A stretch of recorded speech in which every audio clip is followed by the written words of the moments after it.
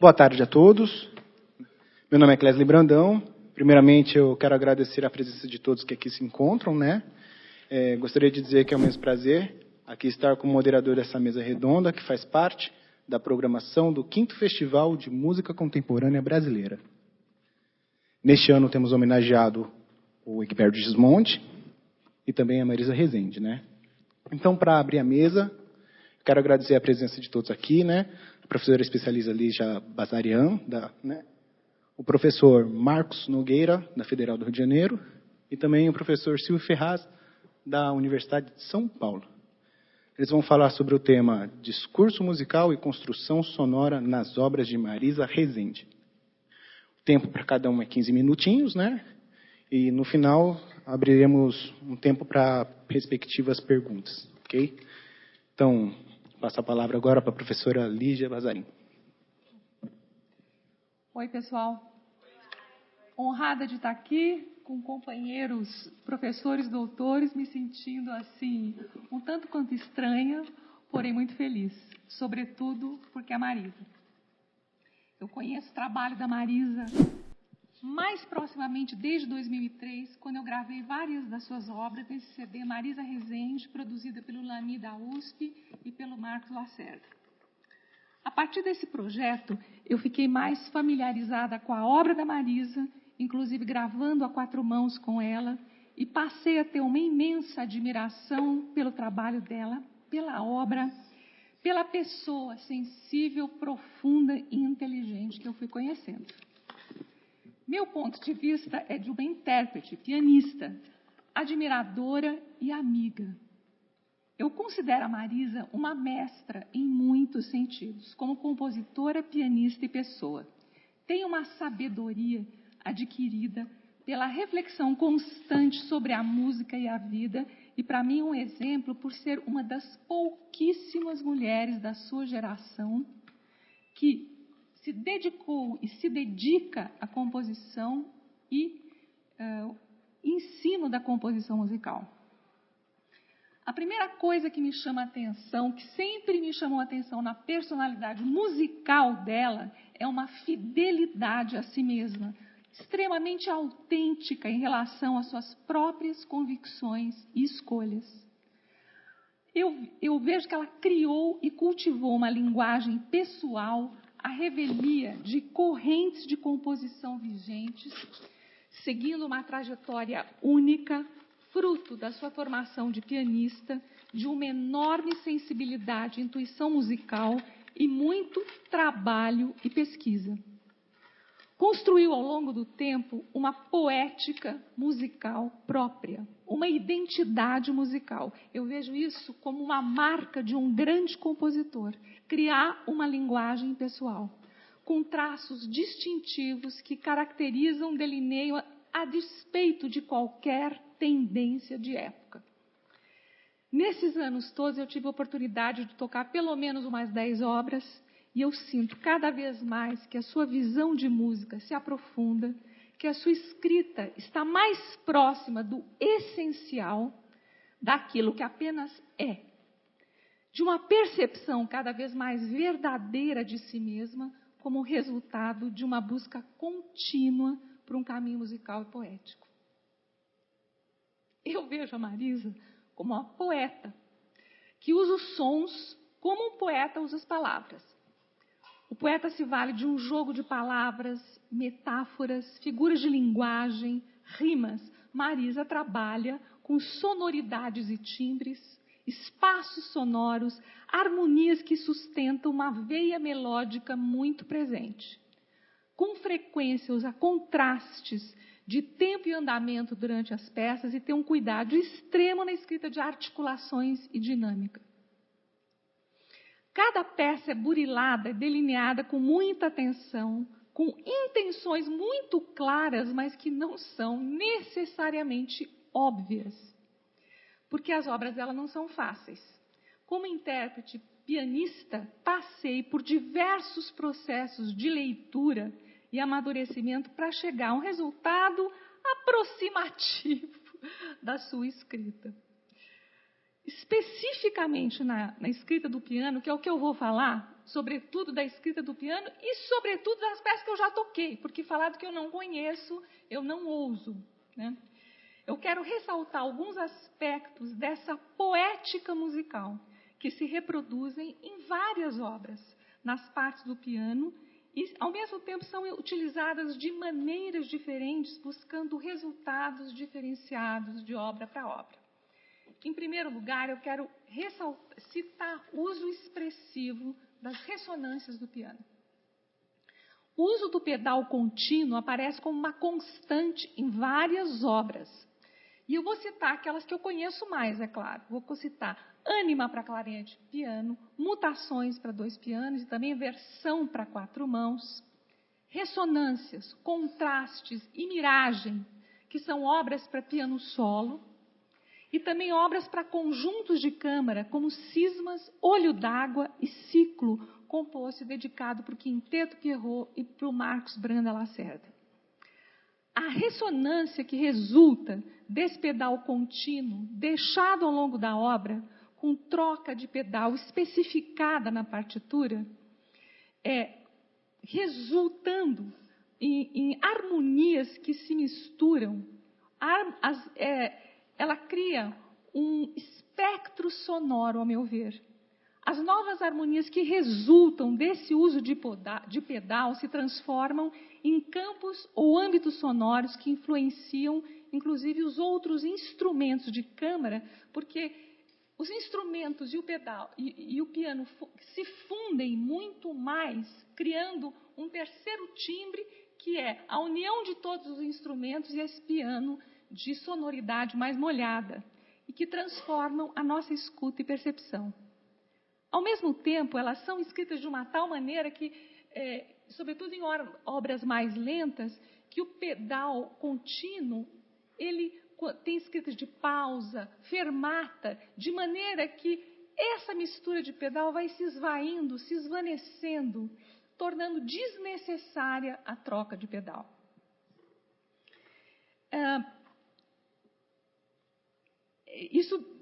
Enfim, essa predileção por uma sonoridade mais molhada, dependendo do caráter da peça, é marcante na obra dela. Cria uma ambientação sonora que frequentemente aproveita as ressonâncias dos outros instrumentos junto na música de cano. Os outros instrumentos incidem nessa harpa do piano que fica com o pedal aberto. Além do pedal contínuo, a Marisa utiliza também com frequência a harpa do piano, através do uso das mãos e das unhas, baquetas de feltro, baquetas de borracha, haste das baquetas. Isso cria uma amplificação sonora espacial do piano e possibilita um diálogo entre o universo consonante-dissonante, teclado e harpa do piano, som percussivo e som melódico, um diálogo da linha melódica produzida nas cordas do piano com a linha melódica produzida no teclado. Agora, é interessante que eu observo que a Marisa, mesmo usando esse tipo de técnica estendida do piano, ela busca, em geral, alturas especificadas na harpa do piano. Ela tem ainda um pensamento, do meu ponto de vista, melódico, né? A gente usa os trêmulos nas cordas, os glissandos de uma nota para outra, e às vezes buscando um tipo específico de sonoridade. Eu me lembro do último ensaio que ela chegou para a gente e falou: os trêmulos que vocês têm que tocar em ciclo não são ritmicamente super precisos, ele tem que lembrar uma lufada de vento. Então, esses recursos que ela usa na harpa do piano, muitas vezes com notas extremamente precisas, mesmo quando a gente não consegue fazê-las, porque às vezes isso é muito difícil, dependendo do piano, eu sinto que ainda existe uma vontade de um pensamento melódico na harpa e no teclado do piano.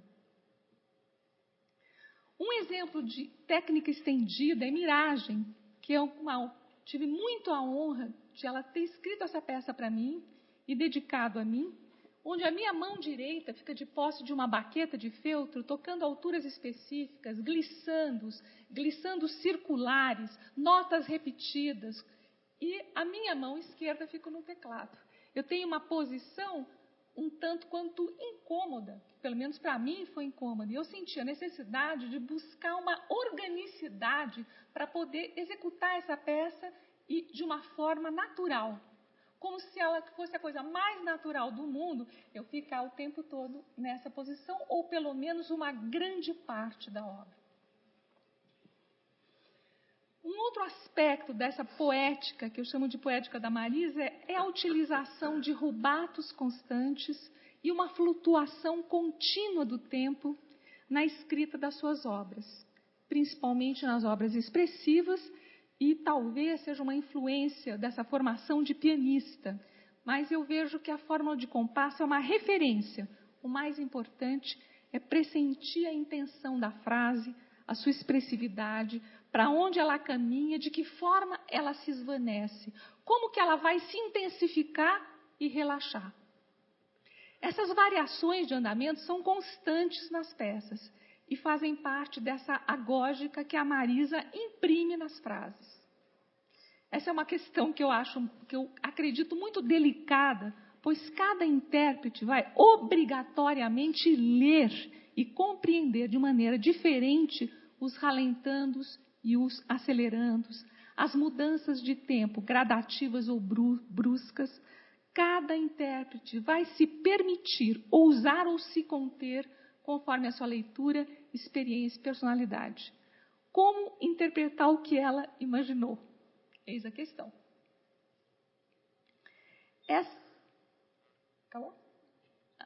Essa apropriação da noção de tempo é fundamental nas peças da Marisa. Vou falar mais rápido, porque está acabando.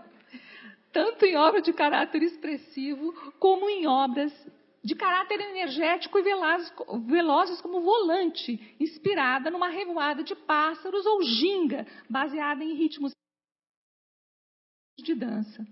Volante para grupo de câmara traz uma linha melódica sinuosa, cheia de saltos, executada ao mesmo tempo em andamento veloz por 4 intérpretes, o que acaba criando um novo produto tímbrico, o som produzido pelo bloco. Mesmo em bloco, outra constante nas obras da Marisa é a linha melódica, uma parte inerente dessa poética dela.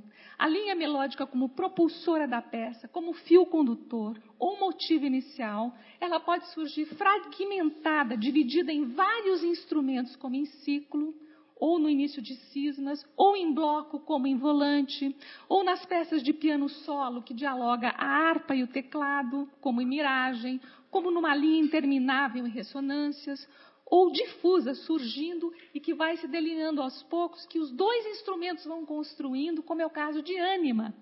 Ou então, com tais variações do motivo melódico, variações que a gente que passa a não reconhecer mais, como é o caso de Mutações. E aqui eu volto a falar de poesia, que por sinal inspira Marisa a compor. Várias de suas obras são inspiradas em poemas. E se observamos apenas os títulos de suas obras, vemos que a sua busca por uma veia poética é onipresente. Em geral, os títulos de suas obras têm apenas uma palavra que traduz a essência da obra. Ciclo, Olho d'Água, Cismas, Trama, Mutações, Vereda, Contraste, Miragem. Essa é a minha fala.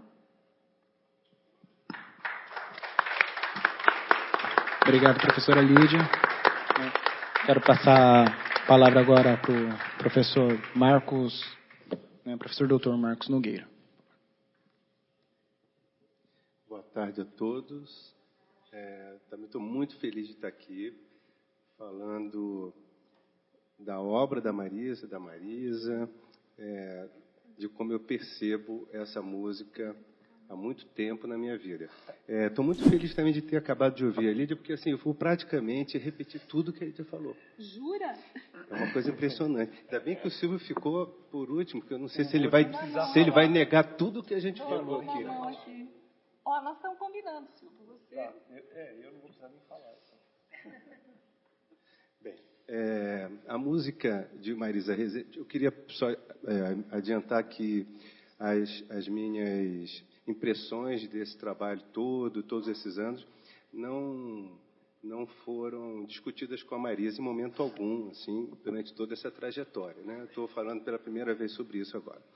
Então, a música de Marisa Rezende insiste em desafiar o ouvinte que recorre apenas a estereótipos e modelos pré-definidos para compreendê-la e classificá-la.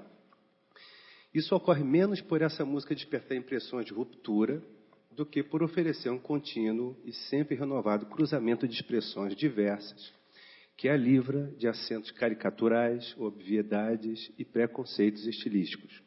Este é um pensamento do qual me acerco involuntária e sistematicamente ao experimentar uma nova obra da compositora, ou mesmo quando atualizo minha escuta de uma obra já conhecida.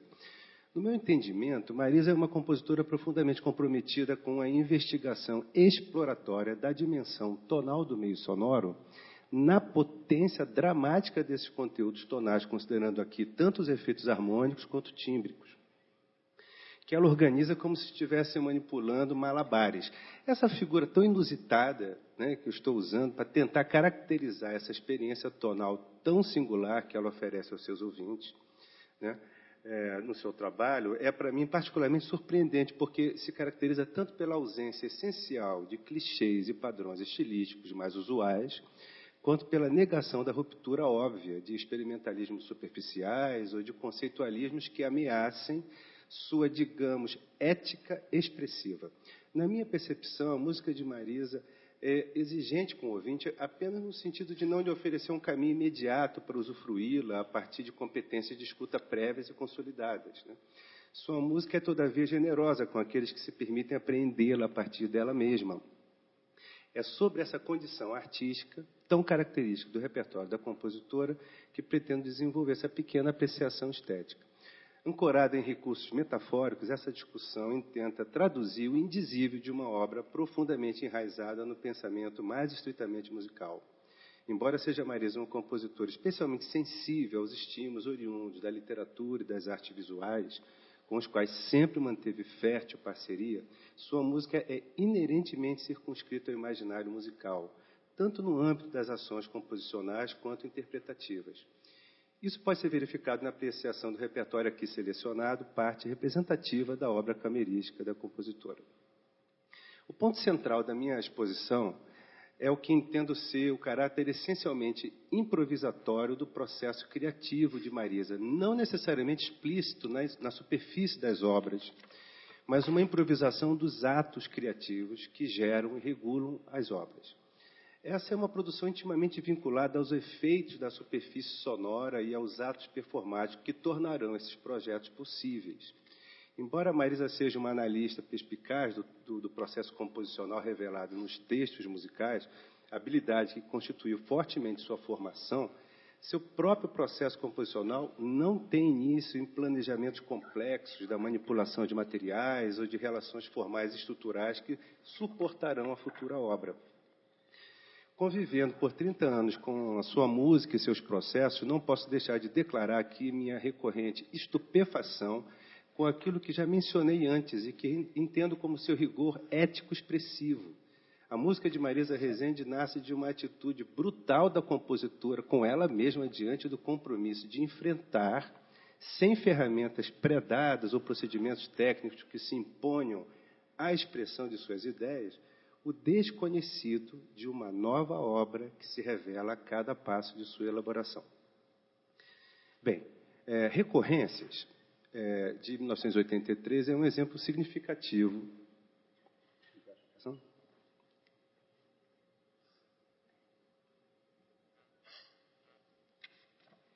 Então, Ressonâncias é um exemplo significativo de um processo de construção que não considera como ponto de partida para a construção formal simetrias, paralelismos ou funcionalidades formais explícitas. A exploração dos recursos particulares de ressonância do piano é a motivação inicial para a composição. Ela tem início em duas linhas melódicas fugidias que se assemelham pela alternância de movimentos ascendentes e descendentes. Então, eu vou propor a escuta de pequenos trechos dessas peças que eu vou citar, apenas para que a gente possa mergulhar um pouquinho nesse som, né?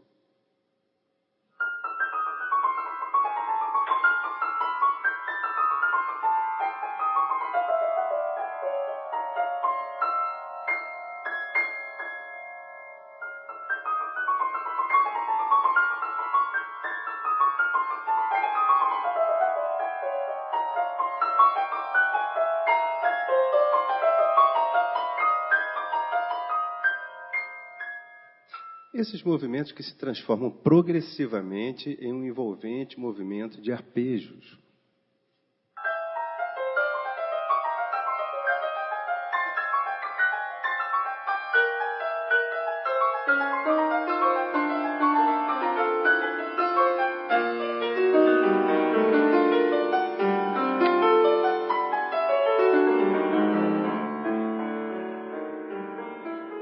Para então alcançar a seção final em que o material melódico inicial é transformado em núcleo de um vigoroso movimento de acordes percussivos, trecho em que os recursos tensivos são extremados.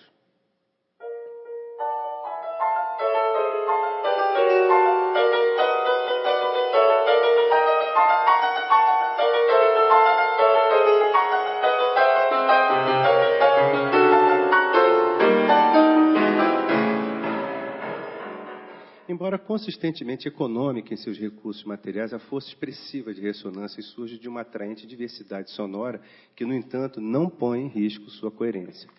O mesmo procedimento de ampliação variacional livre pode ser verificado, por exemplo, em Cismas, de 1999. O caráter soturno predominante no contraponto cromático inicial de cordas e piano, como podemos ver,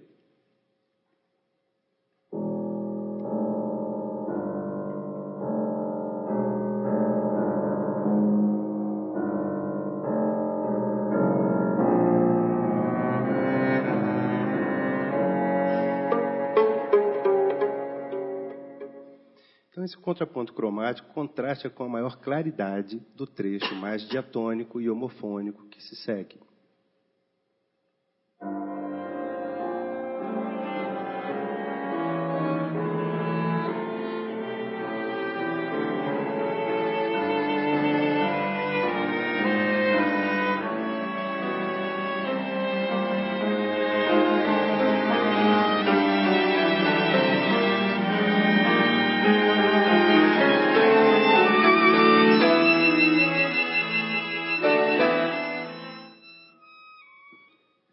A energia de um outro trecho posterior pode remeter-nos a ressonâncias, com seus acordes percussivos, com os quais Marisa encerra a exposição de suas ideias principais.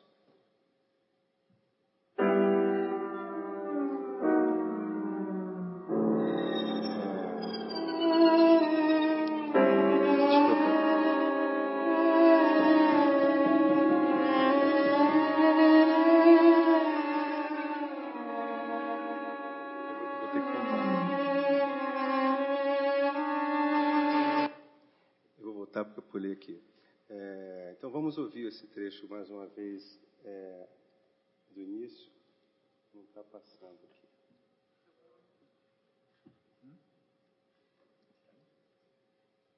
Está acabando a bateria desse negócio. Ok, então vamos ouvir o trecho dos acordes primeiro.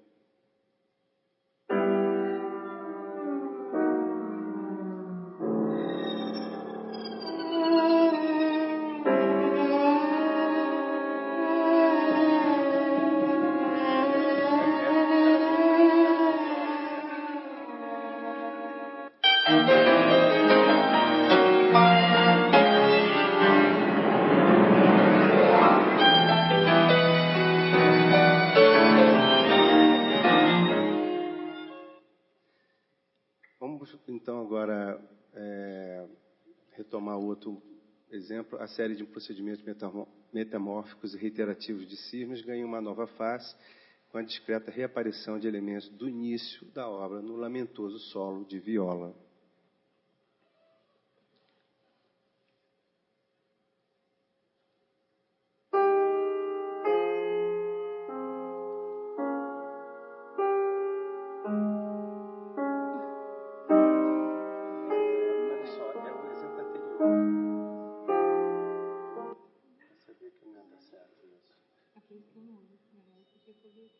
Tinha que ser aqui, né?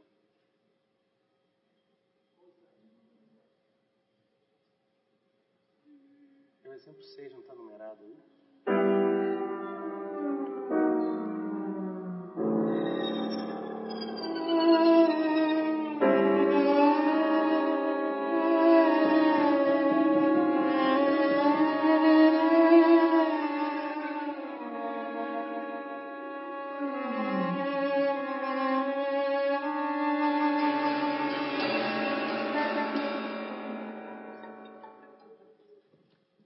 Ok. Quero uma vez mais ressaltar que não se trata de procedimento variacional usual. Marisa não submete ou subordina o trabalho de ampliação de seus materiais a estruturas formais simetricamente configuradas e claramente identificáveis.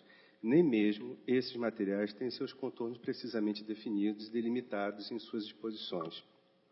Poucas vezes me sentiria à vontade para identificá-los como motivos, mesmo no ato de suas exposições. Entendo que a compositora não elabora a sua música a partir de figuras formais definidas, mas a partir de efeitos tímbricos, harmônicos e rítmicos que constituem texturas temáticas atadas a atos de performance. Creio que, em 1991, com Mutações, Marisa já identificava com limpidez esse traço marcante de seu processo criativo, pois os procedimentos característicos dessa obra, de certa forma, impregnaram várias outras obras do mesmo período. A seção inicial da peça não apresenta uma figura específica, mas uma configuração que estabelece um efeito temático. Vamos lá.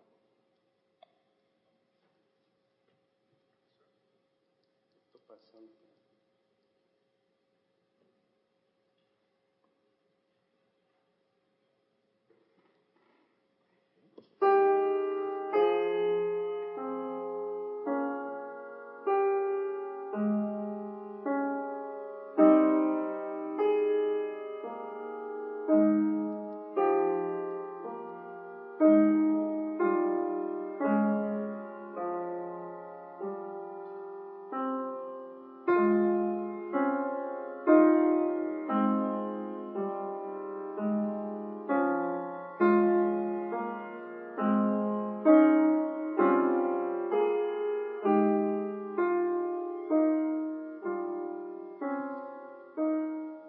A peça, então, flui transformando continuamente essa configuração temática, como verificamos na seção seguinte.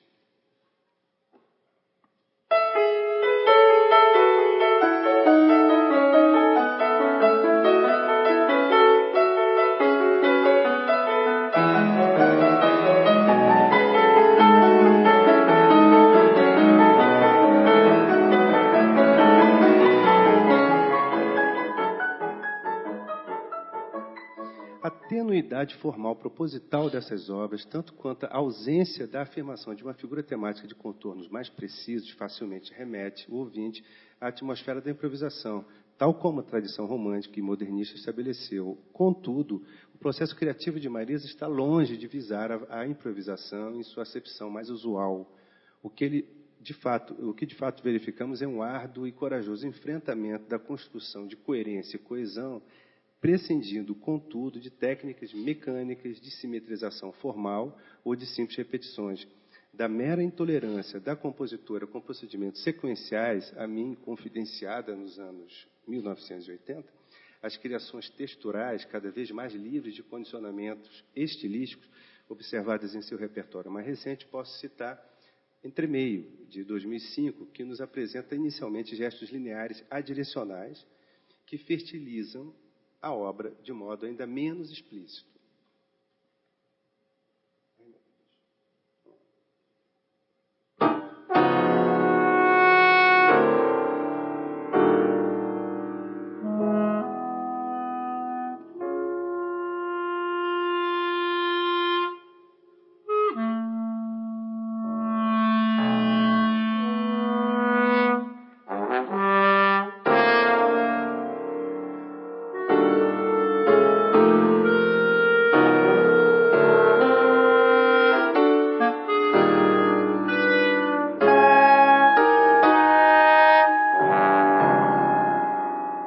E no trecho intermediário, esses mesmos elementos reconfigurados se apresentam, estabelecendo coerência, mas o conceito de variação permanece bastante ocultado.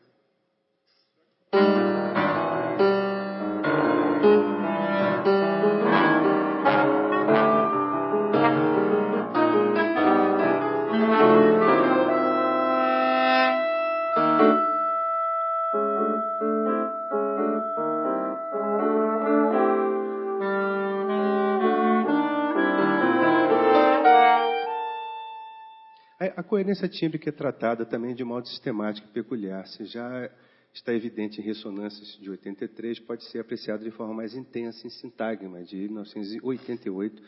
Nessa, o reduzido conjunto de percussão múltipla integra-se numa textura única, na qual os sons de pequenos tambores, como bongô e a conga, de blocos, gongos, chimes, interferem com os sons da flauta e do piano, resultando timbres sutilmente modificados e inesperados.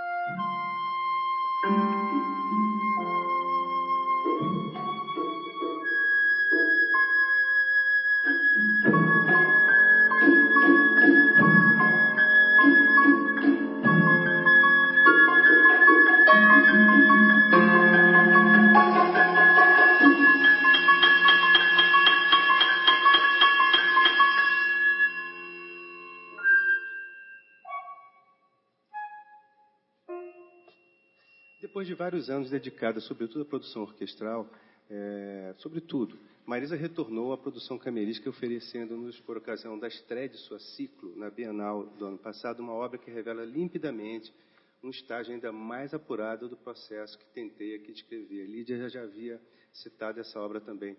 Percebo que os contornos tornam-se ainda mais irrelevantes e sua aventura criativa é cada vez mais compartilhada com o ouvinte. Esse que se cuide. Não posso deixar de recomendar a escuta dessa obra a todos. Muito obrigado pela atenção, pela paciência.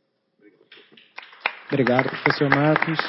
Agora quero passar a palavra para o professor doutor Silvio Ferraz. Bem, boa tarde. Acho que eu vou repetir tudo que todo mundo falou, né? Porque algumas características da obra da Marisa são extremamente importantes. Eu acho que tanto Lídia quanto Marcos deixaram claro a questão da linha melódica sempre presente, quer dizer, uma opção por uma linearidade, não linearidade enquanto meta, mas um jogo de linhas. A questão da ressonância, que é muito presente. O acúmulo, que o Tadeu tratou hoje de manhã, quer dizer, uma transformação que sempre existe uma direção, mas essa direção não fica muito clara, mas é o que, de certa maneira, carrega o ouvinte. E que a gente poderia pensar numa espécie de uma música que está sempre ondulando. Quer dizer, a música da Marisa é ondulante, até em Ginga, que é uma peça mais rítmica, ela também ondula o tempo todo. Então, o ritmo acelera, o ritmo volta para trás, a melodia ondula, etc. E a característica que o Marcos falou aqui, que é extremamente importante, que é a característica de improvisação. E o que eu vou falar sobre...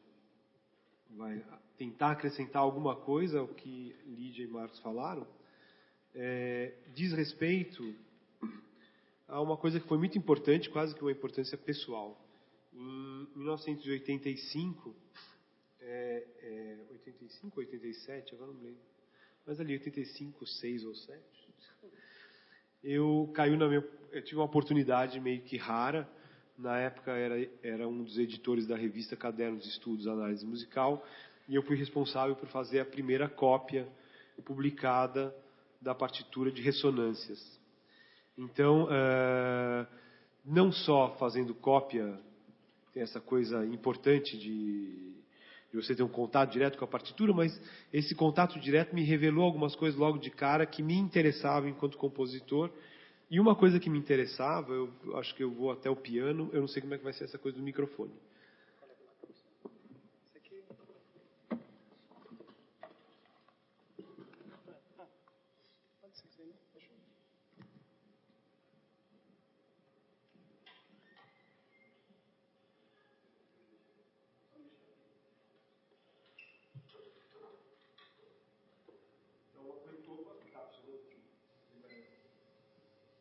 Abriu aí? Então, a coisa que me impressionou bastante logo de cara, em Ressonâncias, é que foi a primeira frase que tem na peça, né? Então, eu vou tentar mostrar aqui a primeira frase da peça.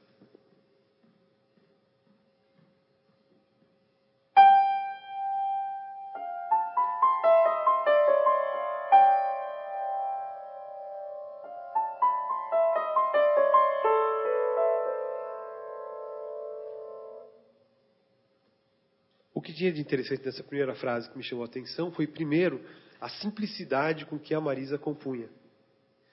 E a clareza das ideias que tinham aqui dentro. Então, eu tinha uma ideia muito clara, que é, primeiro, essa de lançar uma nota. Na verdade, isso aqui vai estar aqui em cima, né? É isso?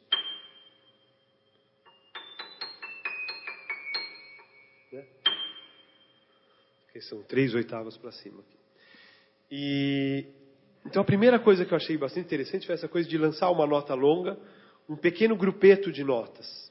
E esse pequeno grupeto de notas, com uma direção muito clara. Sendo que a Marisa estava usando, eu estava acostumado muito com Stockhausen, Boulez, etc. e tal, Berio.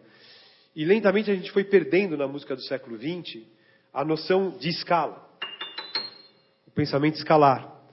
Né? Se a gente lembrar um pouco de Stockhausen, a gente vai ter muito esse tipo de gesto.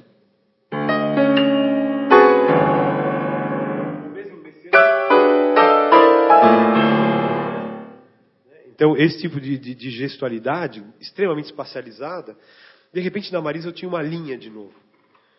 Né? E a linha era muito clara para mim, a linha, como é clara para todos nós, né? A linha ascendente. Alternada com um pequeno elemento descendente. E um centro muito claro. Quer dizer, eu não precisava mais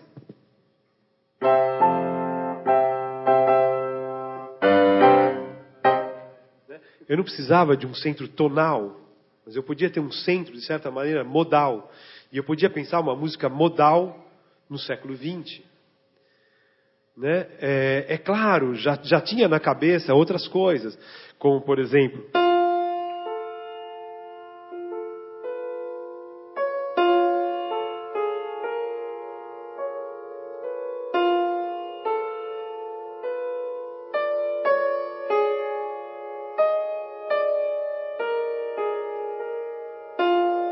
do O King, do Luciano Berio. Mas aquilo era um caso extremo. Só tinha O King, do Luciano Berio, como uma peça modal que chamava atenção, etc. Então eu comecei a analisar, e em 2005 publiquei um artigo chamado Como Jogar Notas ao Vento. Então, e ali eu tentei justamente compreender essas ideias de clareza na Marisa. E uma outra coisa que aparecia muito claro para mim era como que, e agora o Marcos mostrou também esse tipo de coisa, como que eu posso trabalhar uma música, mesmo que modal, mas dentro de uma ideia que pertencia à música do século XX, de uma maneira, ao piano do século XX, que é esse piano. Que é esse piano ressonante.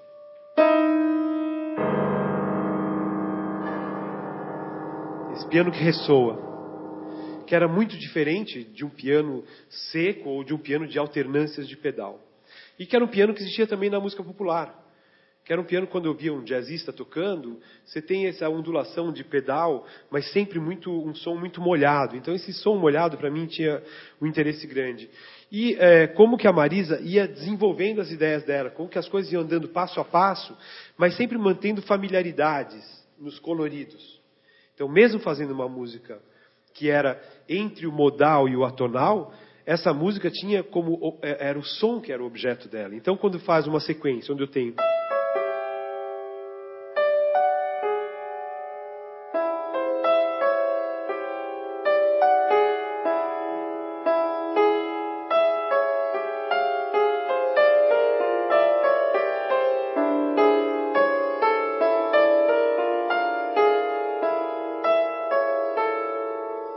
né?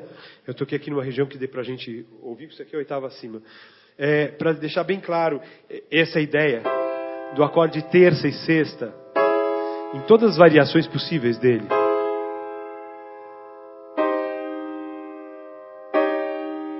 Né? Até finalmente a gente ter a sequência de quartas.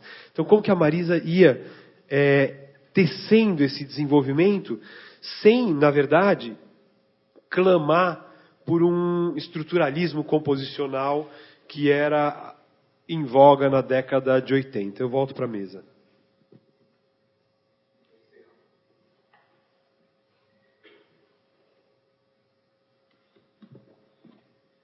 Então, o que passou pela minha cabeça foi que, de certa maneira, a Marisa compunha como quem jogava notas no vento. Então, a ideia que eu tinha era assim, que genial, é como o vento. E daí, nessa época, eu assisti uma palestra com o pianista Claude Elfer, e ele falava do prelúdio, a dança de Puck, do primeiro livro de prelúdios de Debussy, o prelúdio número 6, como uma espécie de manifestação musical do vento. E quais são os atributos do vento? Tem uma certa força, ora ele é forte, ele é fraco, uma certa tendência, um sentido, e velocidade. E ele altera de súbito velocidade, força e sentido. E era isso aí que eu encontrava na peça da Marisa, né, em Ressonâncias, pensando essa peça, então, como uma espécie de uma estética, que para mim seria uma coisa importante composicionalmente, uma espécie de estética do vento, não que ela estivesse representando o vento, mas que o vento era imaginado como aquilo que dava movimento e reunia os elementos musicais que ela estava envolvendo. Uma coisa que eu acho importante, daí para finalizar, é que isso se contrapunha a uma ideia muito, digamos, hegemônica na música contemporânea, na década de 60, 70 e 80, expressa um pouco pelo compositor francês François Nicolas, que dizia que ele contrapunha a unidade decorrente de um contínuo temporal, que é uma música contínua, a música da Marisa é uma música contínua, contínuo de espaço, tempos contíguos, e ele contrapunha isso aí a uma outra ideia pela qual ele optava, que era o da unidade abstrata, que junta peças disparatadas. E o Nicolas, então, elegendo a unidade abstrata como a mais pertinente, relegava todas aquelas outras nascidas do contínuo temporal a um segundo plano e até mesmo tecia uma pequena crítica. E dizia, melhor uma ordem abstrata realizada do que um fato concreto. Só que nessa época eu precisava, todos nós compositores, Marcos também, todo mundo estava compondo, a gente precisava de uma ideia nova. Essa ideia que o François Nicolas defendia da música francesa, é melhor uma unidade abstrata, realmente não colava mais. A gente queria músicas contínuas e não mais fragmentadas. E daí a frase, para mim, me lembrou uma coisa um pouquinho ao contrário. Um dia, um professor da PUC me falou uma frase ao contrário, e eu falei, nossa, é exatamente isso. A unidade abstrata, de fato, ela é importante, mas quando a unidade concreta deixa de existir.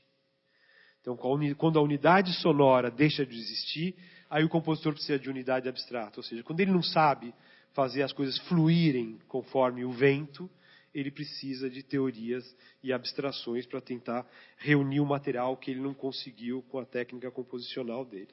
E a Marisa justamente mostrava que era possível criar continuidades e não precisar de nenhuma unidade abstrata. E que os pensamentos abstratos também não deixavam de existir. Existiam progressões, existiam direcionamentos, a peça começa com uma linha, termina com acordes, ela começa numa região específica da tessitura, termina com a tessitura completa, tudo aquilo ali extremamente claro. E aí a Marisa passou a me ensinar uma coisa, ela nunca foi minha professora de composição, mas eu aprendi muito passando a limpo essa partitura, de que quando a gente faz toda a composição, mesmo em Brahms, mesmo na Renascença, mesmo na Idade Média, mesmo quando a gente ouve um grupo do Benin tocando, ou um grupo Banda Linda, ou da África, ou do Burundi tocando, ou um grupo europeu, ou um grupo de improvisação. Toda música precisa ensinar a quem escuta quais são as estratégias que ela está elegendo da sua continuidade. E esse ensino se dá através de pequenas repetições, pequenas retomadas, pequenas progressões, e ser generoso com quem escuta. Tanto do ponto de vista intelectual, com uma proposta composicional arrojada, quanto do ponto de vista sensível, ou seja, sempre se dirigindo a quem está ouvindo com aquilo que quem está ouvindo tem, que é o ouvido. Então, é isso que eu queria falar a respeito da música da Marisa, e daí agradecer as aulas de composição que ela me deu, a mim, enquanto copista de ressonância. Obrigado.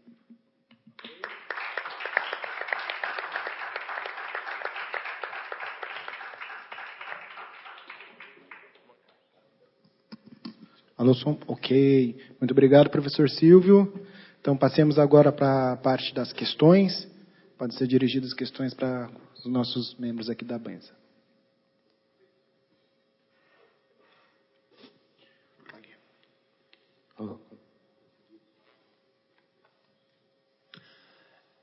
Boa tarde a todos. Eu adorei muito a fala dos 3 colegas. Fiquei realmente sensibilizado. Foi muito bonito a homenagem que vocês fizeram à Marisa. Mas eu queria fazer uma pergunta mais especificamente para a Lídia. Lídia, gostei muito de tudo que você falou sobre a peça, sobre a obra da Marisa. Achei que você fez um resumo muito bonito do que realmente é a obra dela. E eu fiquei pensando assim, uma coisa mais específica da peça que você vai tocar hoje à noite, Mutações, que ela tem, acho que são talvez 2 coisas interessantes. Uma em relação ao andamento, que ela é muito mutável ao longo de toda a peça, e outro a questão rítmica, que, sobretudo, estou pensando da metade para o final, assim, tirando aquele pedaço que é a coda, que tem uma certa sobreposição métrica entre os 2 executantes. Sim.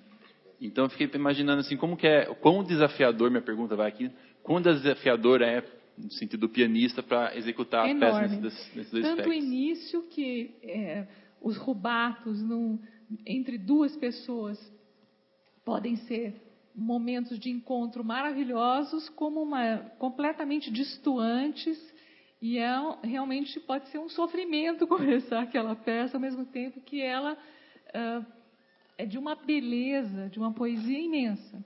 Então, isso é óbvio que vai depender de cada instrumentista com que você está tocando. Eu gravei isso com a Marisa, tocando com o Thaís, completamente diferente, mesmo a parte rítmica, que de uma certa forma, por um lado, pode ser mais fácil, porque você tenta seguir um pulso, mas esse pulso vai acelerando e volta, enfim.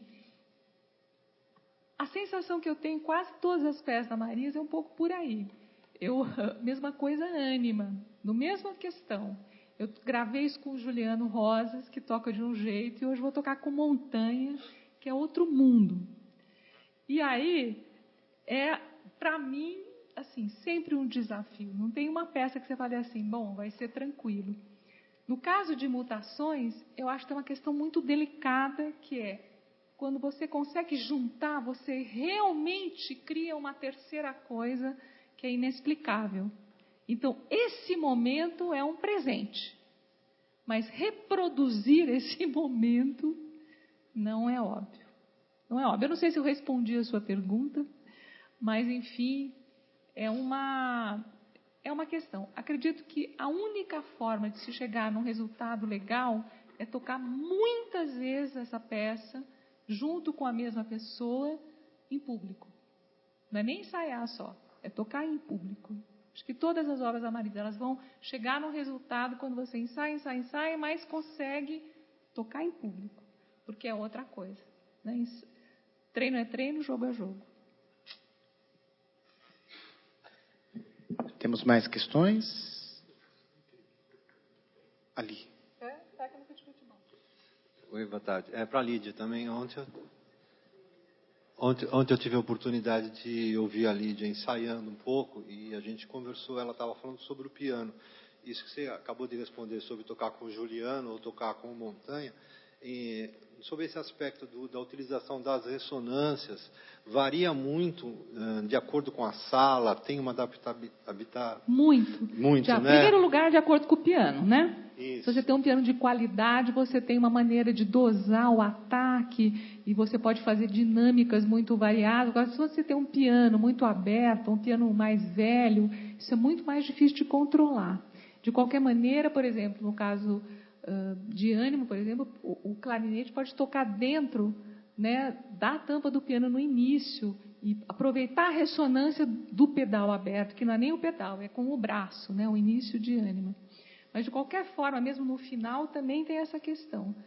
A sala, a acústica, o instrumento que você está tocando, que é sempre uma grande surpresa, que eu vou ter a surpresa agora, muda completamente o resultado. Isso aí não tem dúvida, sempre. Mesmo acho que quem toca o mesmo instrumento vai para uma sala mais seca ou com uma acústica melhor, muda completamente o resultado, sem dúvida nenhuma. Mais questões? Professora Denise. Na verdade, a minha pergunta não é para a mesa. A minha pergunta seria para a Marisa. Pode ser?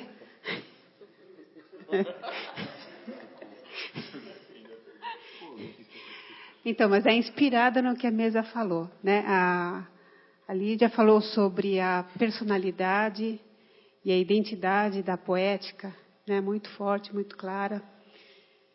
E o Silvio levantou a questão de que Marisa, dentro dessa identidade, dessa personalidade, seguiu um caminho que não era a estética em voga na França, pelo menos, né? Porque o mundo é bem grande, bem maior que a França. Então, a minha pergunta seria, né, dentro desse percurso que a Marisa fez tão pessoal e tão corajoso, então, vamos dizer assim, né? Se você se sentiu, de alguma forma, pressionada por essas outras estéticas vigentes.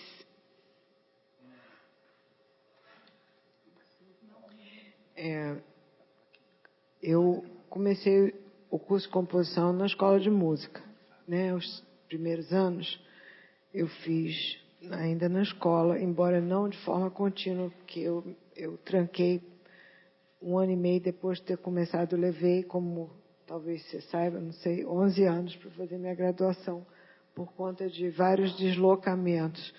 Então, no período que eu estava na escola, ainda se ouvia falar disso, tinha uma cobrança maior. Mas o que aconteceu? Aí eu fui embora para continuar o curso, na verdade, depois dos 3 anos e meio em Boston, eu fui para Recife. E em Recife eu fiquei muito solta lá. E lá era ótimo, quer dizer, por um lado não tinha ninguém para me ajudar com nada, mas também não tinha ninguém para me atrapalhar, entendeu?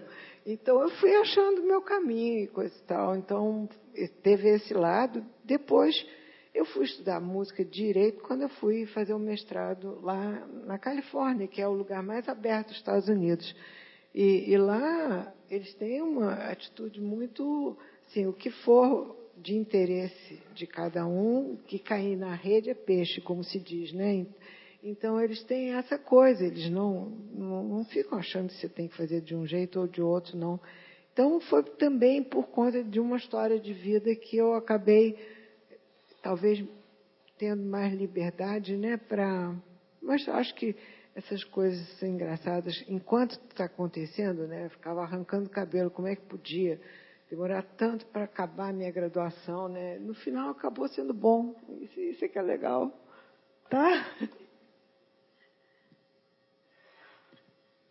Ok, temos tempo para mais uma perguntinha.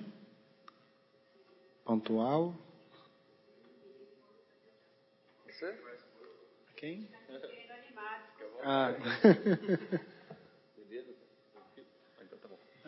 Agora a pergunta já fiz para a Lídia, agradeço muito. Agora para o Silvio e para o Marcos, da parte da mesa. Vocês falaram, também gostei bastante da fala de vocês, e eu vi que vocês foram, ao longo da carreira de vocês, bastante tocados por esse contato com a música. No caso do Silvio, mais com a música, e no caso do Marcos, pessoalmente também, da Marisa. Minha pergunta é se vocês podiam destacar na produção de vocês, pelo menos uma peça, assim, sem delogar muito, se possível, que teve uma influência mais direta da composição da Marisa ou disso tudo que vocês falaram.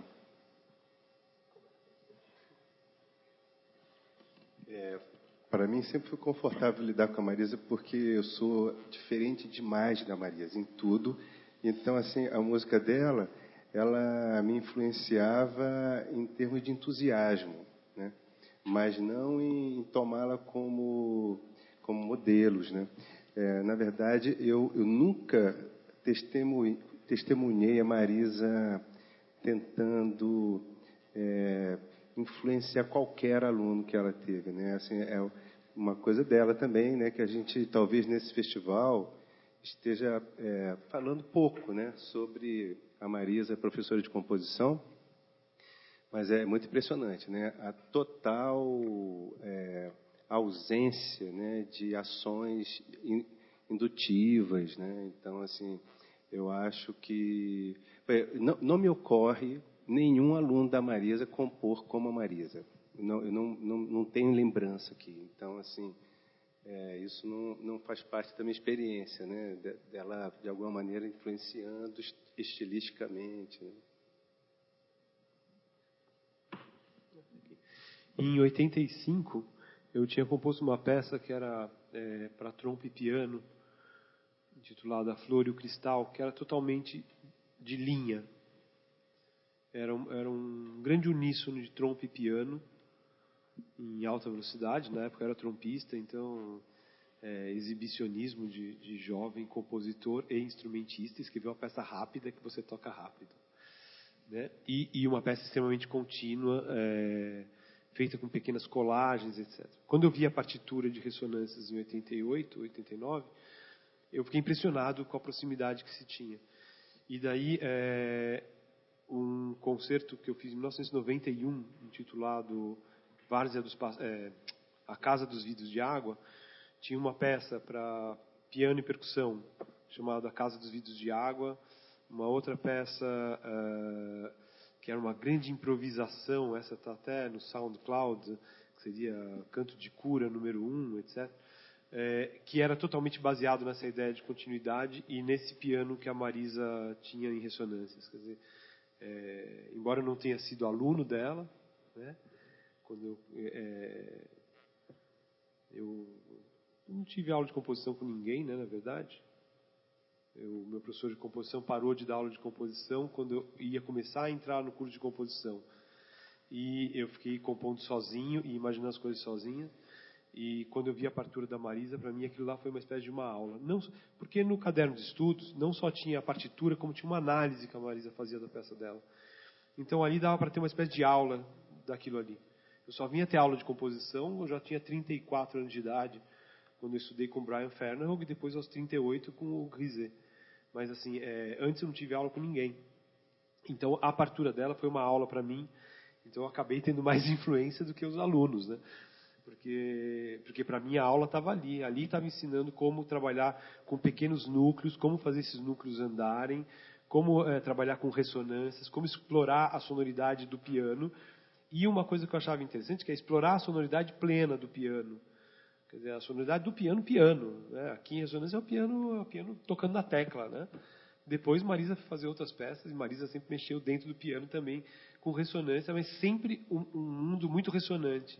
Nunca uma música asmática, né? Porque tem muita música contemporânea asmática, né? Né?